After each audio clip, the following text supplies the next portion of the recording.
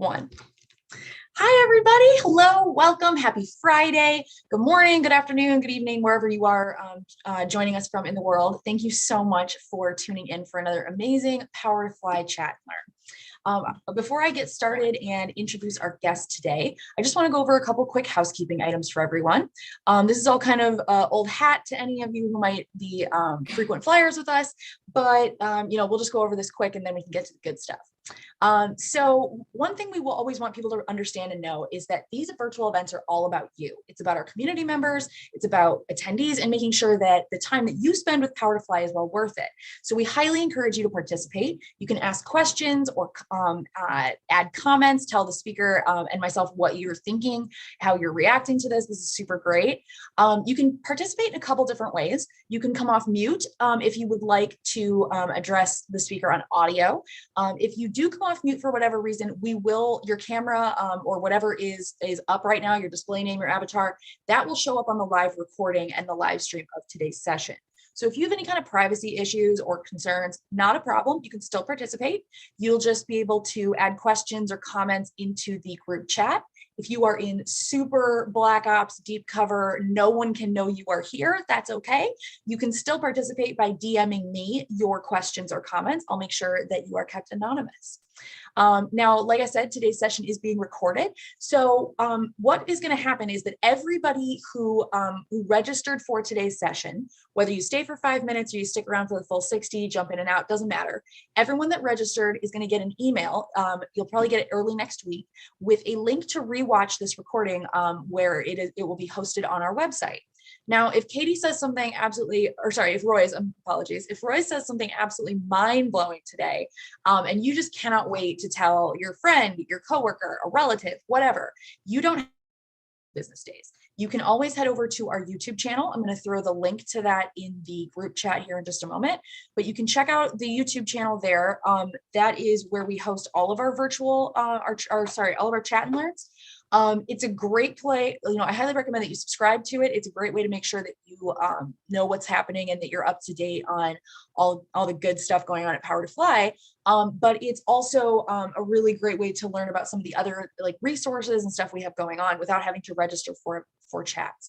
So if you would like to do so, you're more than encouraged to go there. It's also really great knowing that the chat's being recorded because this way you don't have to worry about taking notes, or if you didn't catch what someone said, you can always go back and review it later.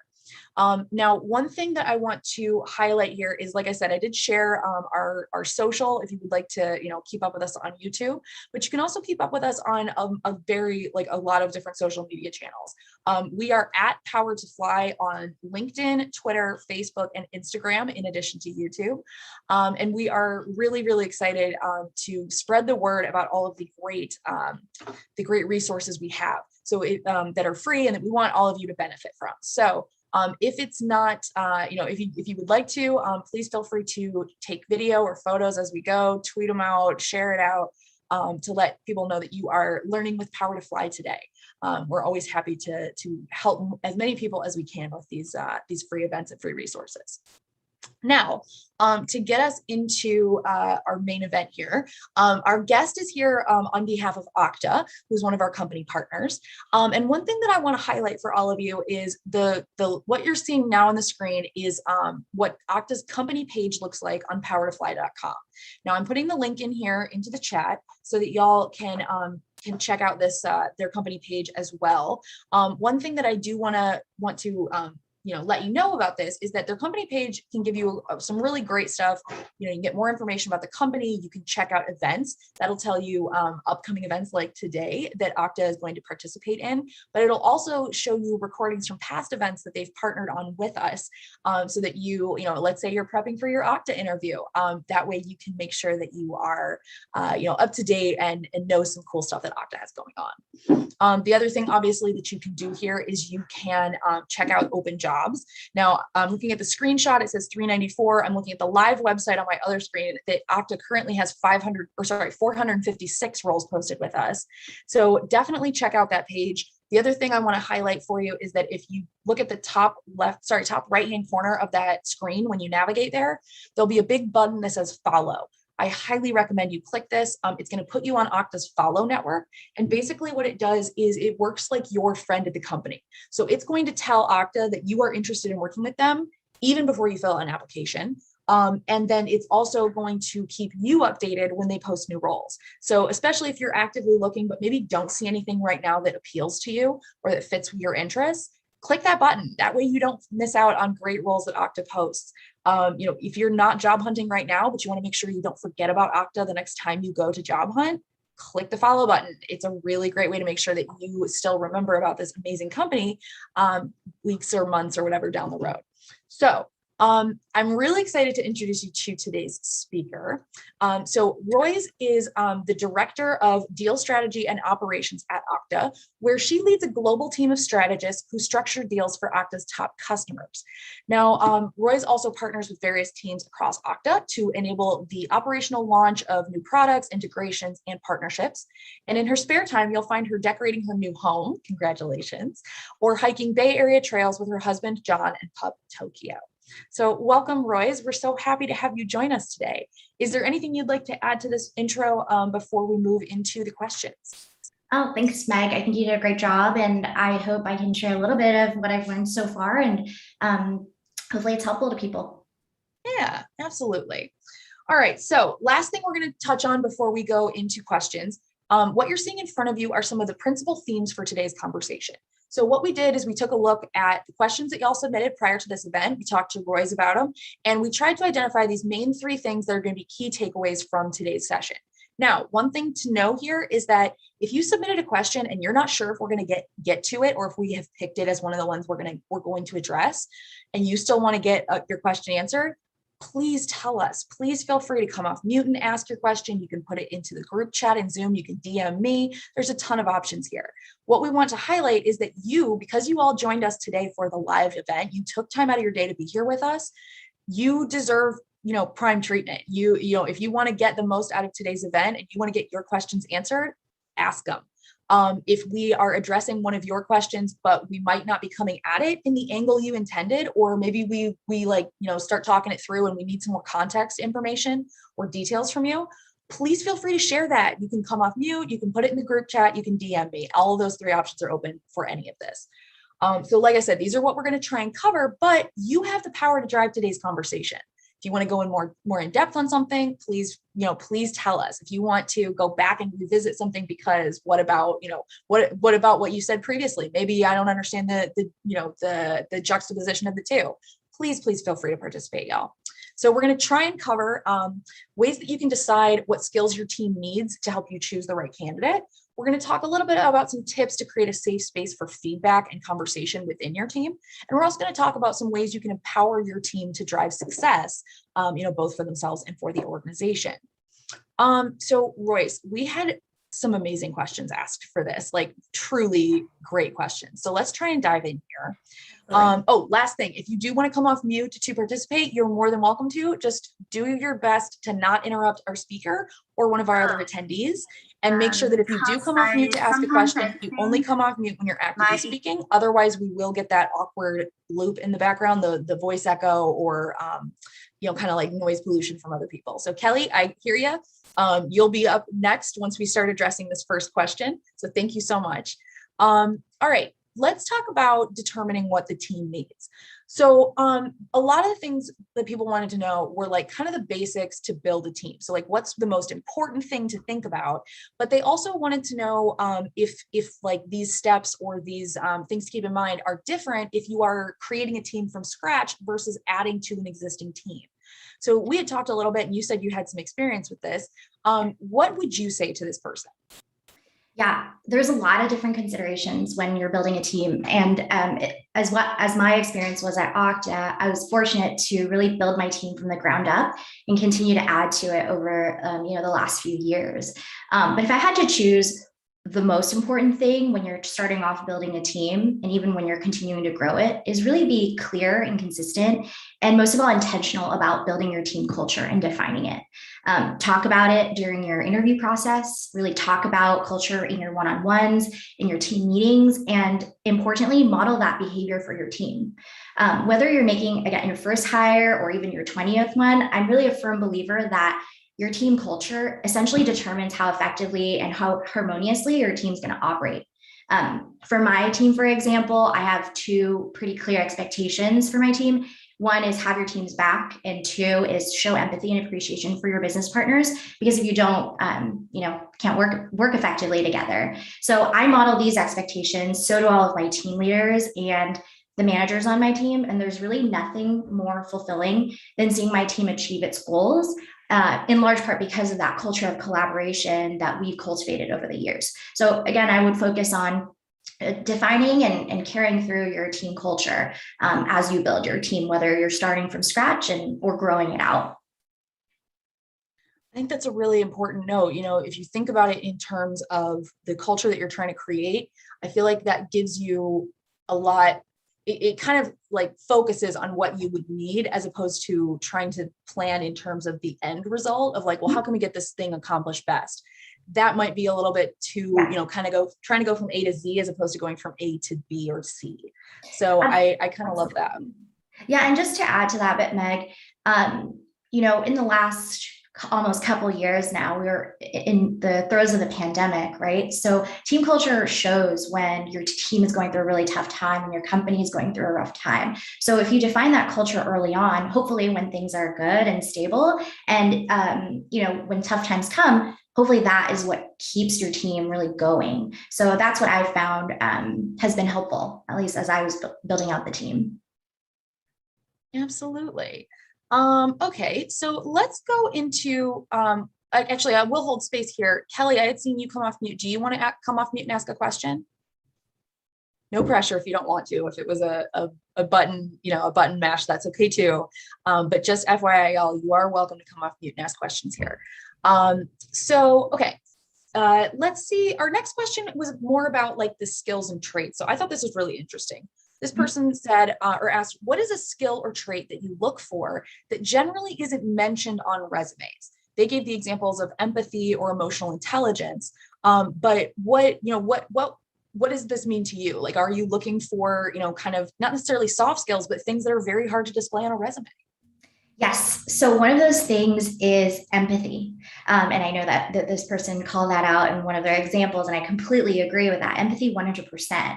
I essentially run an operations function, and our entire job is to understand, enable, and represent the interests of others in order to help our company grow and operate efficiently and effectively.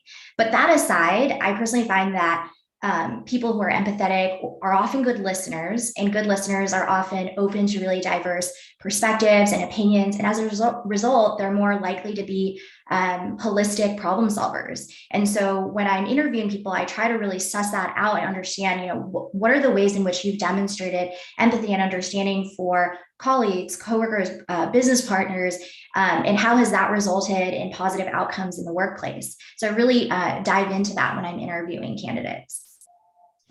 Now, just as a follow-up, like that I kind of was thinking about as I was listening to you answer, when it comes to like an interview setting, is there a way that people can display that, like kind of bring that subject up themselves?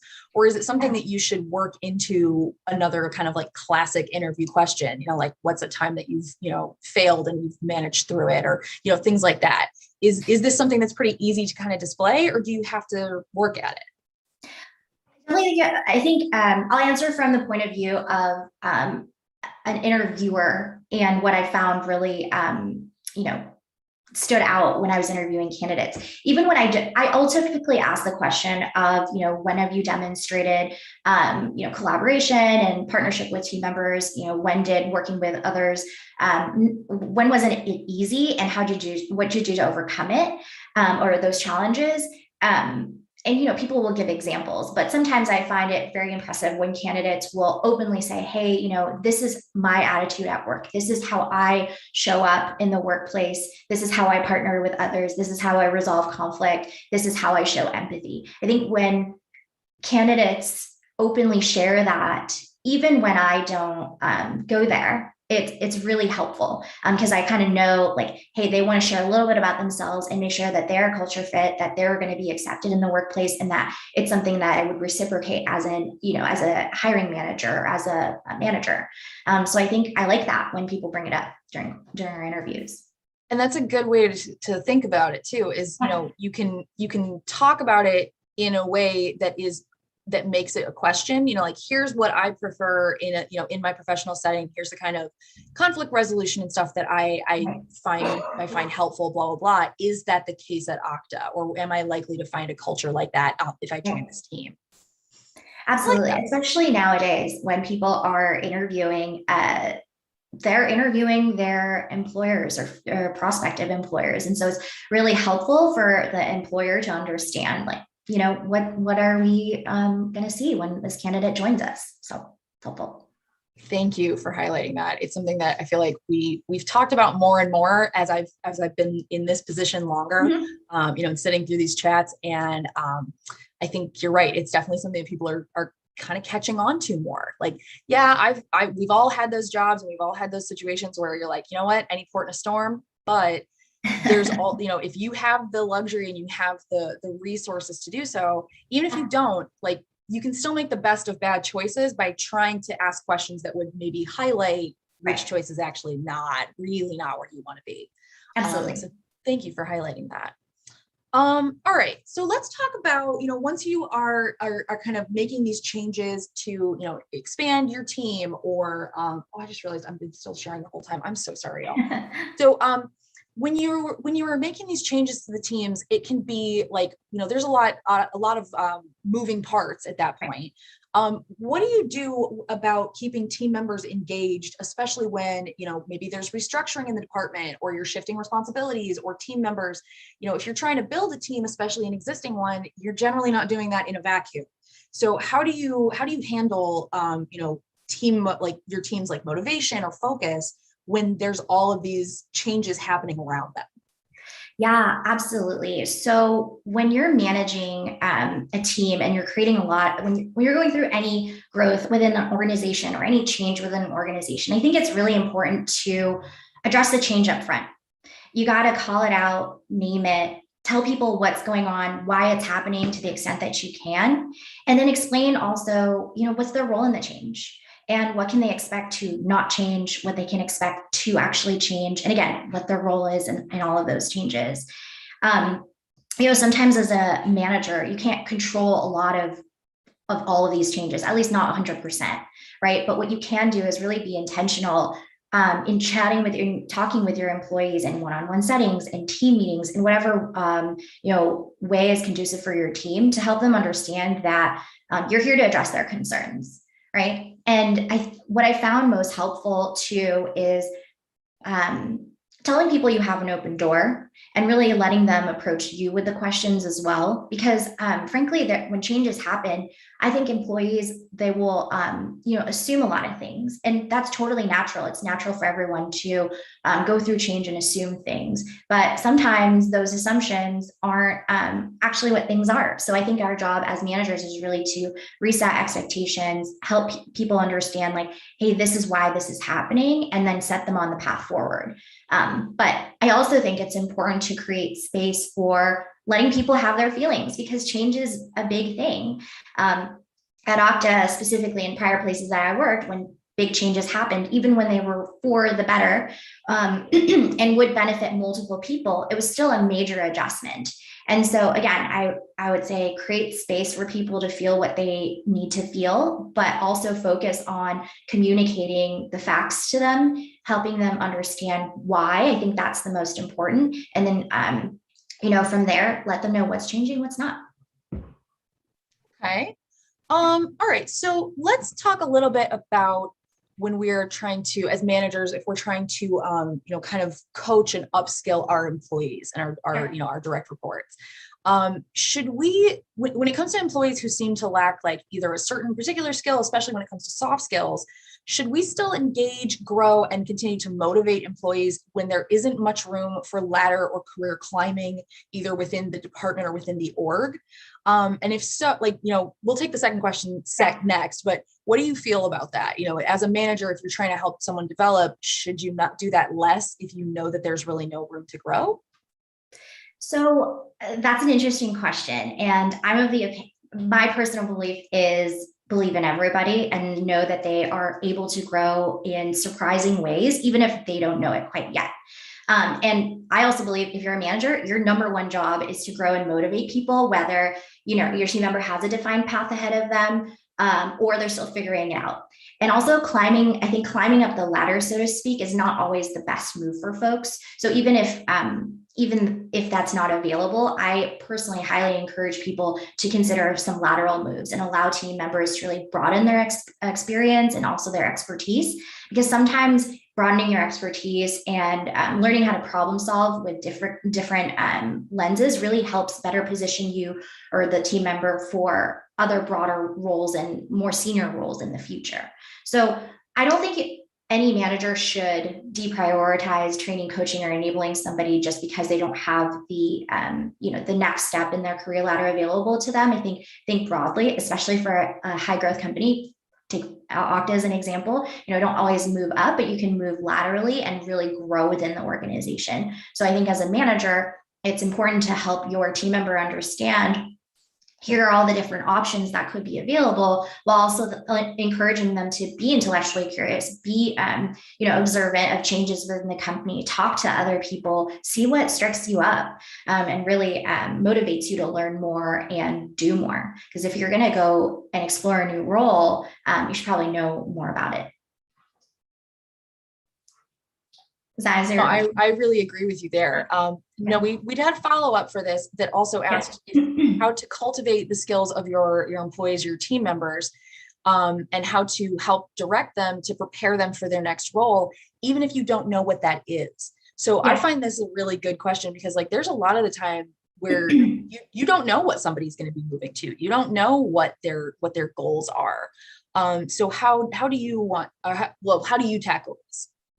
Yeah, so I really have two opinions about this. One is, as a manager, it's really your job to take motivated talent or motivated employees and pair that up with the opportunities that do exist today or may exist in the future. And when you kind of do that, it's a win-win situation, because you're creating value for the company and you're helping professionally develop somebody, even if that wasn't necessarily their goal, right? Because they didn't know what role they were going to take on. But on the flip side, my other opinion is it's really, again, important to encourage and empower your team member to figure out, what are they passionate about? What are they curious about? What do they want to spend their time learning? Frankly, what do they want to spend their time struggling with to start off?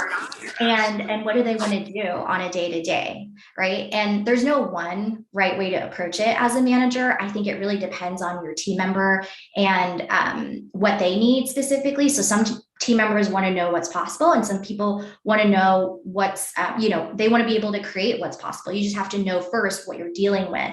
And I think it's always more helpful when you're starting with someone, though, that has an idea of where they want to land. That being said, if people don't know what their next role is going to be and they're still trying to figure that out, my biggest suggestion, or what I have tried, is to really help round out the employee a little bit more. So for example, if your team member is in data every day, in spreadsheets, trying to understand how numbers work, but they don't really get the chance to present that data or see how it aligns to other things, then what I would suggest is have them lead a project or join a project where they can build on strategies informed by the data that they're probably creating day to day, but have them focus more on the soft skills of presenting to partner teams, presenting to other executives, so that they can build upon skills like persuasion, consensus building, and public speaking skills. So I think it's really important to understand what skill sets your team member currently has and what they're willing to work on, and other areas where you think that they could develop in order to round out, and try to create as full comprehensive skill set and competencies with them to prepare them for the next role, knowing they don't know what that is. Thank you for sharing that. I think you're right. It's definitely a skill that is, it's difficult to develop, but once you do, it can be very beneficial, not only to you and your teams, but to the individuals themselves. And personally, I think that's what makes a great manager. All right, so let's talk a little bit about kind of the idea of having that feedback or conversations with your team and encouraging the transparency and clarity there. How do you work on creating a culture of psychological safety so that your teams can be most effective? People were very, very very curious about, kind of where to start or what specific actions they need to take here. So what are your thoughts? Meg, we kind of talked about this a little bit, Meg. I'm personally still educating myself on truly what it means to create and cultivate that sense of psychological safety within my team. I know it's it's really important now more than ever, to create spaces for people to be authentic at work, to speak up, to really share feedback openly without fear of being judged or being shut down. And I'm still working on a few things, but some of the things that I've started doing are, one is I tell people that I want their feedback, and I'm very intentional about asking for it, asking for feedback, recommendations, and doing it often in different settings. Second, I'm really transparent with people about what the team needs and or the changes that I am planning to make. And I truly ask some of the team members for their perspectives, because I genuinely care and want to know what people think. And I want them to feel and know that they have a stake in the team and how we build it out. So helping people understand they have a voice within the team, I think, creates that psychological safety. And then the third thing is, when a project goes south, things don't quite work out, or I have to deal with an escalation, totally normal in our line of work, in any line of work, frankly. And I have to deal with something that didn't work out. I try to approach that situation with more of a sense of curiosity and above any other reaction. It's normal to have any other reaction, maybe a frustration when things like that pop up, but I try to start with curiosity first so that the team member understands, I'm more focused on understanding what's the issue or how do we solve this problem together, more than I am interested in pinpointing whose fault it is, because at the end of the day, that doesn't matter as much. And I think really those three actions, telling people I want their feedback, being transparent about changes, and seeking feedback, and then also approaching things with curiosity. I think those three things have resulted in building trust within my team. And I think trust is really the foundation of psychological safety. Absolutely. And thank you so much for calling out, we're all coming to this, journeys in different ways and from different start points. And I think it's just as important to acknowledge when you don't know something or you don't have a lot of personal background experience with it. Because not only is that, a good way to help set expectations for people or to help communicate the fact that, you are trying to learn and do better. And not only does that kind of help them with their expectations or help them, feel freer to also admit if they're in process of learning something, or if they are, curious about something and they want to make sure that they know, but they don't know how to start. So that's a really good way to open up, like you said, open up that communication with your team. Yeah, absolutely. And, just for other folks who are also people managers or building out their teams, what I found helpful is talking to my peers within the industry or within my company to see, what are they doing differently? What are they learning? What have they tried? And being open to other recommendations and suggestions. Obviously, you have to do what works for your team, but I think talking with your peers and hearing how it's worked out for them has been really helpful for me. Yeah. All right. Okay. So we have 30 minutes left in today's session. So it's kind of hard to believe we're already half done, but just highlighting that for people so that if you have a question you would like to ask, please feel free to volunteer. If you don't want to ask it on audio, that's fine. If you are worried there's going to be multiple people wanting to come off mute to ask, you can always use the raise your hand feature if you'd like. Whatever you prefer, but please understand that I'm happy to be interrupted. I get paid to fill the silence. So definitely don't let me jabbering on prevent you from asking your question. All right. So one of the bigger, when we talk about things like psychological safety, like you said, there's a lot of things that are kind of coming to the forefront or becoming buzzwords within the workplace that maybe haven't been before. And another one of those is burnout. So what can a manager do to help prevent burnout in their team, or what can they do to respond to burnout if it's already in progress or has already happened? Yeah, that's a great question. I'm glad we're talking about it because everyone at some point will experience burnout. And so I think the first thing is to really know what burnout looks like for each of your direct reports or your team members, and to be able to call it out. There are some people on my team who I'm like, okay, so-and-so is doing this and feeling this. I'm sensing this. I'm just going to call it out. I sense that you're feeling burnt out. Let's have a conversation or dialogue about it. Right. I think it's important to let your team member or team members know that you appreciate them and what they're doing, because I think a lot of burnt out people are also really highly productive people. And but the reality is burnt out employees are actually less productive. And even if they are, productive, it's really not good for the team or the individual and their mental health. And so I personally have weekly check-ins with my direct reports and other periodic ones with my skip level direct reports. And I use those check-ins or those conversations as an opportunity to really listen, what's blocking them, what's slowing them down at work. Maybe we need to realign on deliverables. Maybe we need to reprioritize things so that they can have a less full plate and be able to balance a little bit more of the personal and work, right? And I also ask, what can others do? Or what can the team member do differently? Or what can I do to help? And I also sometimes recommend blocking off time on their calendars so that they can think, they can take a break, take a walk. But I think the most effective one is just asking people, hey, when's your planned time off? Because when people have something to look forward to, we can all plan ahead for that. It really helps. It really helps people, get excited about stuff. And I do that myself, frankly. I look ahead and say, okay, when do I think I'm going to need time off? Here's what I'm going to plan for, let my team know, so that they can also see, hey, my manager is modeling this behavior. But yeah, addressing burnout, being able to call it out and saying, hey, when we feel this way, we don't get the best results as a team. Morale isn't high.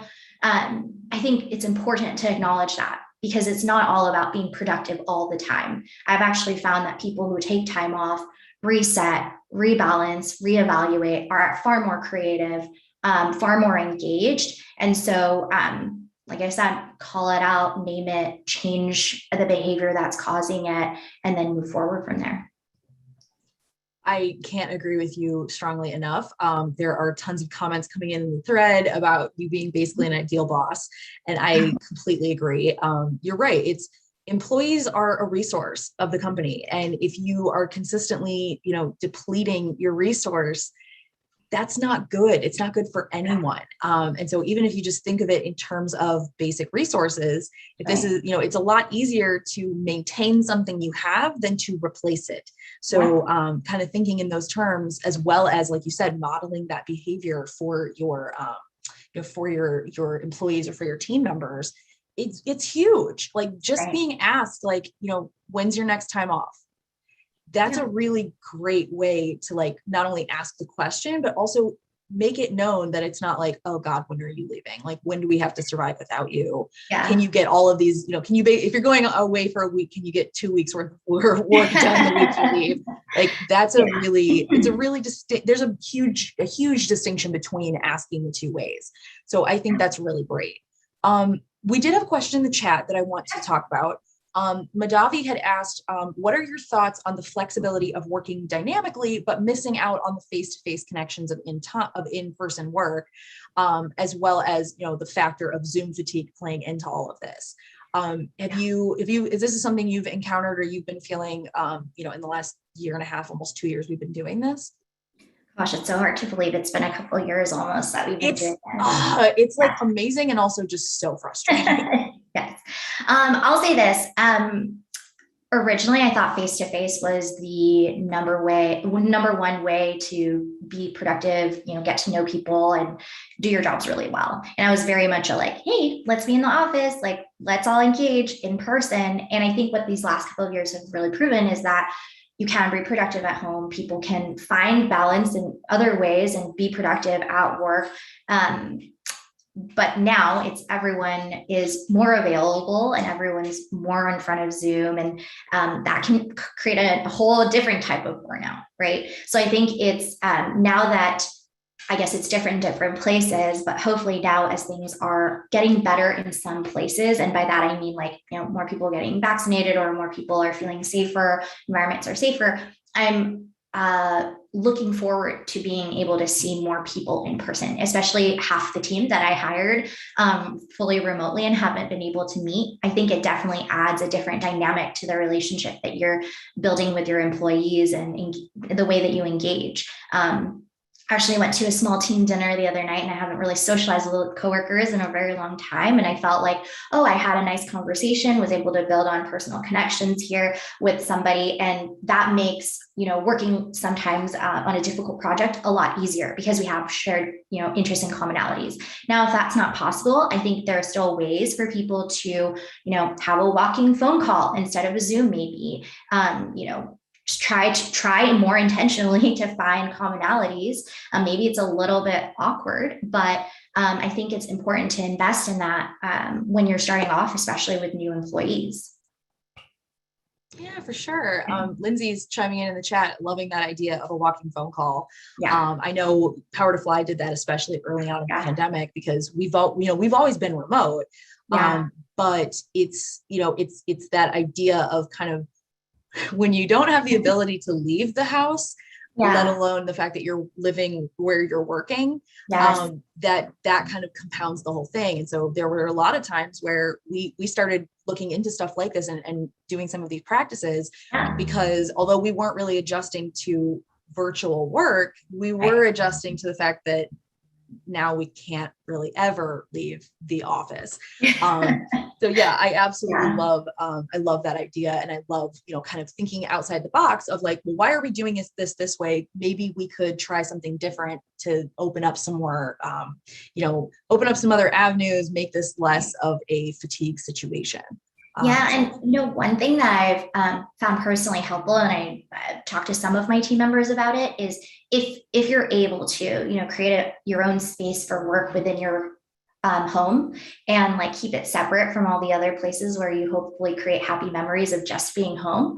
I found it helpful. I actually lived in a very small apartment in San Francisco for a little while, and I was like, okay, there's where I work is where I live, and that's not conducive to my, it's not good for my mental health. So I would just have a little corner, put it away, put my laptop away, my notebooks away at the end of the day, and then open it up in the next morning. So I felt like that was creating space for me to be at home and be at work different times. And then now that I've moved elsewhere, I have a dedicated space where I can thankfully close the door and say, okay, that's, work is for tomorrow, and have a true block for the rest of the evening. So I highly encourage people to the extent you can, like, create space for work that's separate from your home.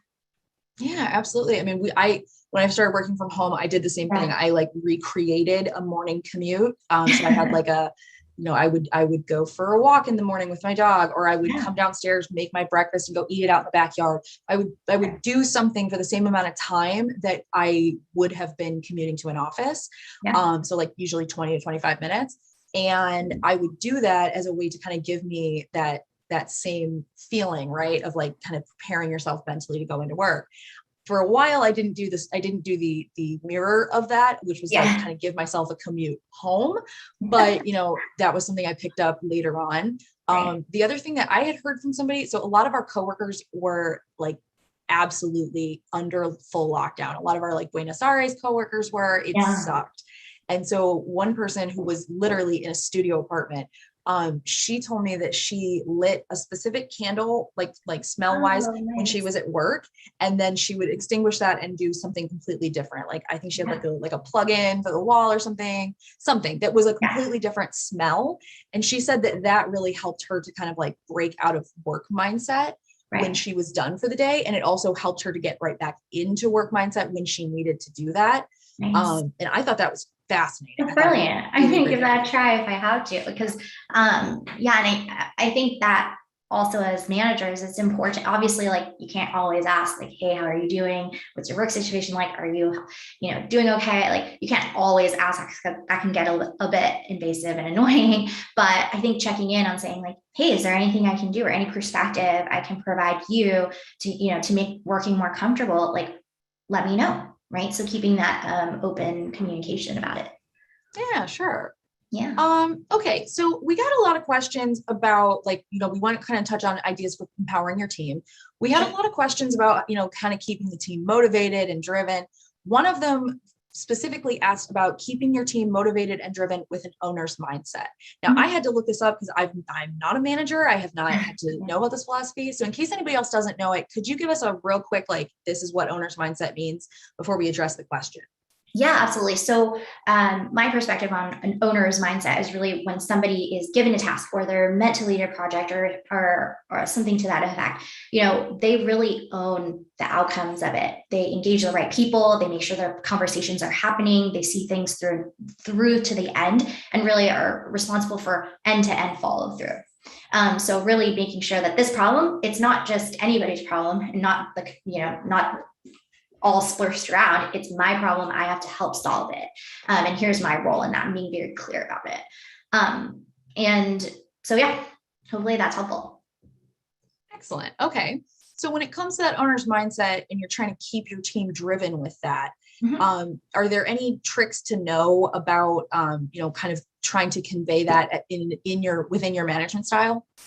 Yeah, absolutely. So I think that if it's really if it's an expectation for you, it's really important that people on your team have an owner's mindset. It has to be part of your culture and you have to be very intentional about it.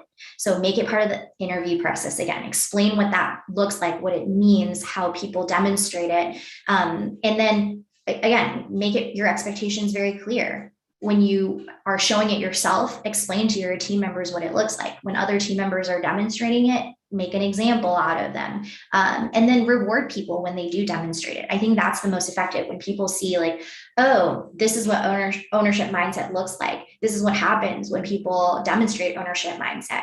Oh, people get rewarded for that. They get called out by their executives. They get, promoted, or they get, recognized in some form or fashion. Like, people will understand that that's an important part of your team culture and a really high expectation that you have of them.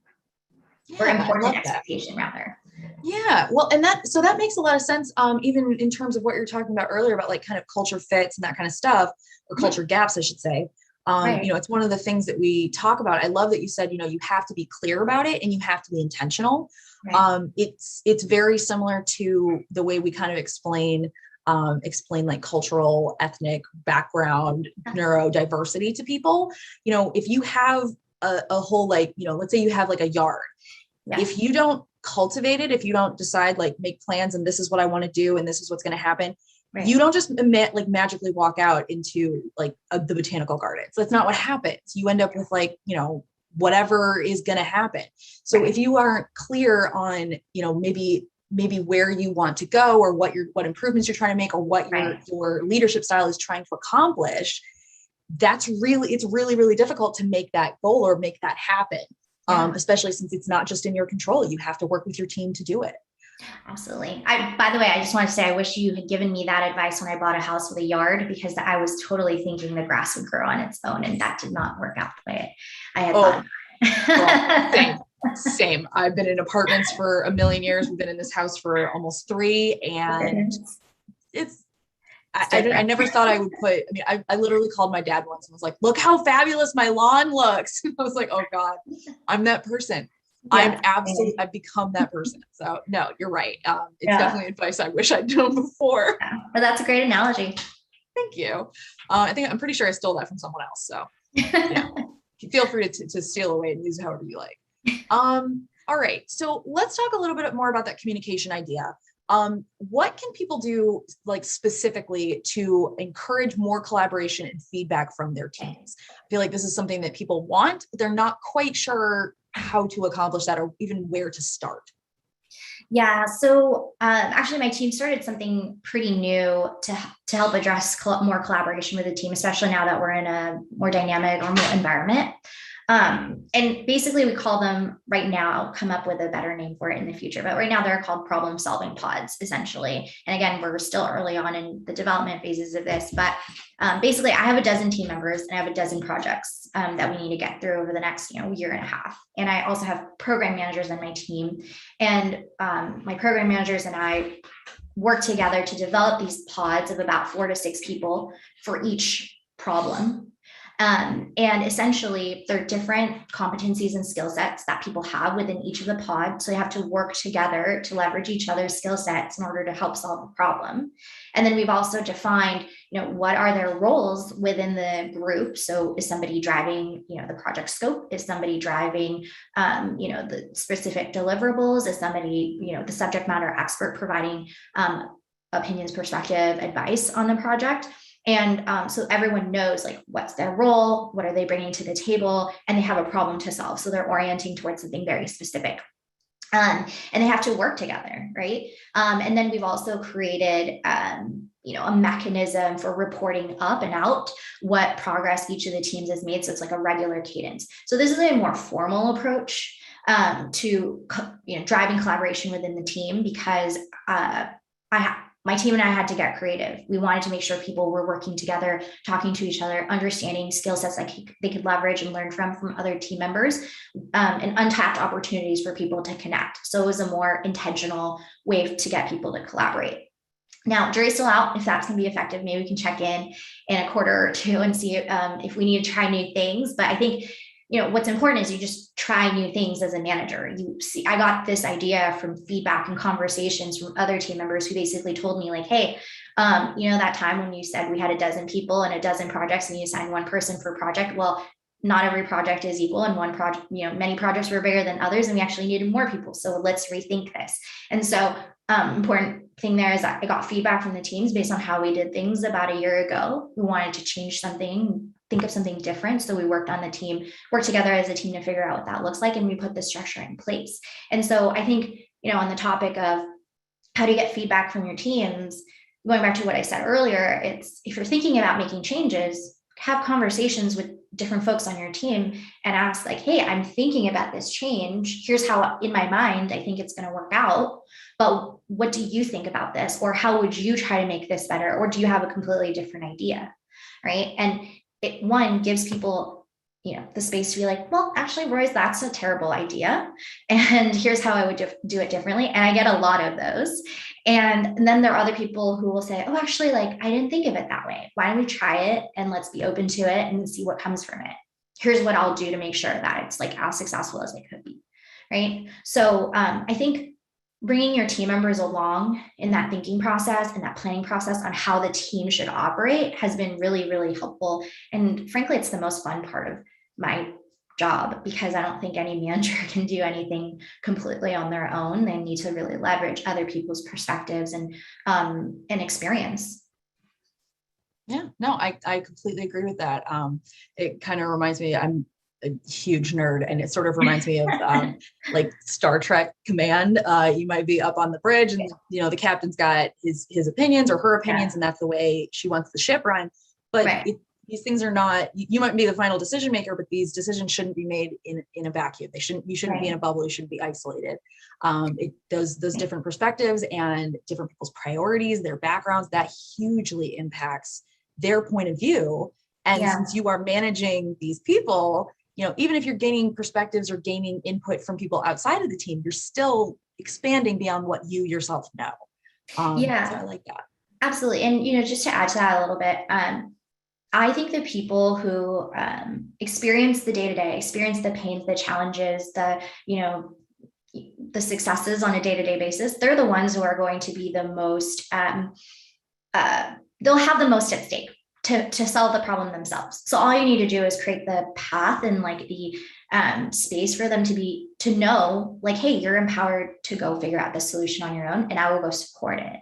Right. So I think, again, being intentional and explaining that to your team members openly and consistently and often is really helpful, or I've at least found it to be. Yeah, for sure.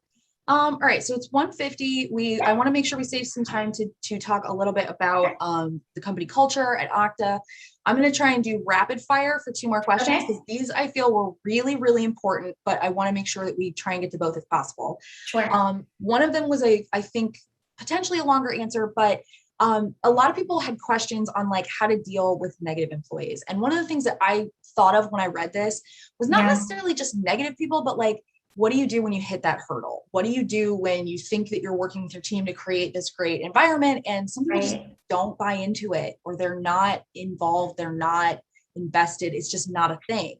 How should you handle those hurdles, whether it's just a basic road bump or it's like a full-on block? Yeah, absolutely. So I'll start off by saying when we talk about negative employees, I'll define that as somebody who, like you said, doesn't align with the team culture, the values. Maybe something happened, a change happened, they didn't buy into it, and now they have let's say, a negative attitude about it, that's definitely very detrimental to your team culture. So that you can affect the team's morale, it can sour your team culture and really people's experience working with that person or even with you, right, as a manager. So my best learning from that situation is really just address it, have a candid conversation, explain that you've noticed a change in their attitude or their engagement with you as if their manager or maybe the rest of the team. And as I said earlier, approach with curiosity, ask why. Obviously, as a manager, you might feel frustrated. You might not like this change yourself, and that's totally normal. But again, I think it's helpful to come at the situation with a sense of wanting to understand where your team member is coming from and what maybe they are dealing with that we don't fully understand ourselves. And then thinking about how you can have that dialogue effectively and openly with each other without trying to fix the situation right away. And hopefully, if you've built enough rapport and trust with your team member, then you can unblock some of that like wall that they've built up, or you can knock it down a little bit and spend some time really getting to the heart of the matter and figure out how you can move forward from there. But it really all starts with a frank conversation. And sometimes, people just outgrow their role. Maybe they outgrow their company. They want something different, or it can be completely personal. And so I would say approach it with a wanting to understand kind of perspective and not one that's a personalized one. Okay, great. All right, last question before we jump into talking a little more about Okta. A lot of people wanted to know if you have specific like tools or tech or anything that you really is your go-to to increase or promote or support team collaboration. Yeah, I'm all about the Google Docs, Google Slides, Google Sheets, everything where I can tag someone or collaborate in real time. Also, Google Sheets I use for creating project plans that are really dynamic and customized. So those are my go-to collaboration tools. I love those. We use a lot of the same stuff at Powerfly. Yeah. Slack is crucial for us. Yeah, absolutely. Slack.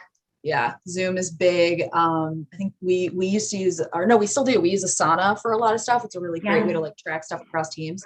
But I cannot recommend Google Sheets and Google Hangouts and that kind of stuff enough. I know that it's not necessarily okay for all workplaces. I know some people like some places just can't, security, whatever. But I mean, like everything. Like I was working on wedding vows for my friend the other day, and we were both able to like be in the doc and changing stuff at the same time and leave notes for each other. It's hugely important. Absolutely. And yeah, if they can't use, Google products, definitely using any tool where you can collaborate in real time, especially since we're all working in different places, is helpful. Yes, for sure.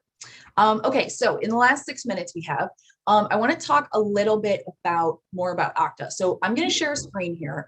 Sure. This is actually just some listings for jobs that are currently open at Okta. We're going to talk more about these in just a second, but before we do, Royze, can you share with us what keeps you at Okta? What's your favorite thing about it? What is the reason that you don't go someplace else to take your amazing managerial skills on the road? Number one is the company's potential. We keep growing every single year, and I'm really excited that our job keeps getting more dynamic. And dynamic isn't getting more comprehensive. We're growing a lot, and it keeps things exciting. I think a lot of people have a lot to learn here at Okta. Excellent. Okay. And what would your top tips be for someone who's interviewing with Okta? And, well, it doesn't have to be Okta specific, but what are your top tips for somebody who is prepping to go into an interview? Yeah. So I think whether you're interviewing at Okta or elsewhere, really touch on who you are and what you bring to the workplace. I'll be specific about Okta. We really care about, are you a builder? Are you an owner? Are you a learner? Are you a collaborator? Maybe you're all four of those things. How do you show up at work, and how have you made the workplace a better place? I think those are important things to touch on, because you can see the hard skills and you can see the concrete skills on the resumes, but you won't see the softer side of things unless softer skills, until you actually call it out in an interview yourself. So I would definitely focus on how you demonstrated that you have been a builder, owner, learner, collaborator. Okay, great. All right, so let's talk a little bit about some of Okta's open roles. Now, Yeah. I've got so all of the links that or all the jobs that you see here in the screen in front of you. I've put the links to all of those in the group chat. All of those links are going to take you back to Okta's company page with Power to Fly. So obviously that's what that's why we talked about that at the beginning and kind of highlighted how you can go in there. Let's talk. I know that you have some roles that are specific to your team. Yes. I'm not sure if they're listed here, but if either way, could you tell us about some of the stuff that you are looking for or the roles that you are looking to fill? Yeah, absolutely. So the 3 roles I'm very eager to fill this year, the top 3 right there. So deal strategy and operations manager in the West Coast, and then one in EMEA, and then an analyst on the East Coast. These roles are really focused on supporting our sales organization, overseeing negotiations, helping sales teams and operational teams understand what does a good deal at Okta look like, and how do we empower our customers with whatever solution we're providing, and coming to the table with numbers and proposals that make sense and help our customers grow over time. So I'm really excited to interview more folks. So if you guys have any questions, please reach out. Very, very great. Thank you for that, Royce. So we do have, we've got about 3 minutes left, and I want to make sure that we get to get answers for people's questions, all that kind of stuff. So if you have one last minute question you'd like to ask, please feel free. If not, I do have a question that I like to ask people. So please, apologies for kind of putting you on the spot here. But what is one thing about this topic, about managing and building teams, that people don't ask about enough? Something that you think is really central to this or is really important, but it's not really ever top of mind for people? I wouldn't say it's not top of mind, but it's something that I think we as managers should all be talking about more intentionally and openly. And that is creating more diversity in our pipeline and really ensuring that we have, we create enough, we have the right pipeline by engaging, different vendors to help us find the right candidates or whatnot. If we can't get it, source it ourselves, we create more time in our hiring plans. I think there's a tendency for people to be like, okay, I have an open rec, I might lose it. I need this budget, I need this role filled, all very legitimate business reasons. And this is my personal opinion. Like, if we keep operating in that way of filling roles very quickly, then the typical talent we get is what we're going to continue to perpetuate in our companies. And that's, fine, we'll still be productive. But if we really wanted to change, the landscape within the company, if we wanted more equity and equality within the teams, wanted more representation in the teams, then we need to create more time. We need to allow for more time to look for more diverse candidates and make sure that before we go into final rounds, we feel comfortable with the folks that we have. And by comfortable, I mean, we have, we've allowed for more diverse candidates to come in. We feel strongly about their skill sets. We have, invested even more time in, talking to universities and talking to other vendors, like looking where we don't normally look for candidates, right? So definitely top of mind. And I think that people need to talk more openly about it and engage within, with peers and see what's worked, what's not worked. I absolutely love that. Thank you so much. So I know that other people hopefully have gotten as much out of I've gotten from today's chat. This has been absolutely wonderful. There's been some really great feedback in the chat thread. So hopefully you didn't miss that, but people were absolutely singing your praises. So thank you so much for joining us today. Paloma says she has a manager crush. So thank you so much for joining us today, Royze. It's not just the preparation, there's a lot of stuff that goes on behind the scenes before we do these chats. And so it's not just the hour that you see in front of the camera. So I just wanted to say, Royze, huge thank you to taking time out of your day to join us, to share your expertise, and really help us learn from you. Thank you so much for that. Thanks so much, Meg. I really appreciate it. Thanks. All right. So, and then to our attendees, everybody that joined us on Zoom, if you joined us on our live stream on our website or on our YouTube channel, thank you so much for chiming in today. I want to say a big thank you to everyone who took time out of their days to be with us live, that submitted such great questions. Y'all, we really had some amazing stuff to get through today. So thank you so much. Hopefully, if you are new to Power to Fly, even if you are a returner, I hope that we see many of you join us on upcoming events in the future. We have daily events every week. They usually happen like 4 to 5 times a week. So hopefully we will see you join us on many more things in the future. Don't forget our mini summit is happening October 18th to the 21st, I think. Yeah, 23rd, maybe 21st. So hopefully you will all join us for that. But if not, have a great, safe, happy weekend. And hopefully you will learn from and take into practice some of the great advice Royze has given today. Have a nice weekend, everybody. Bye. Bye, thanks. Bye.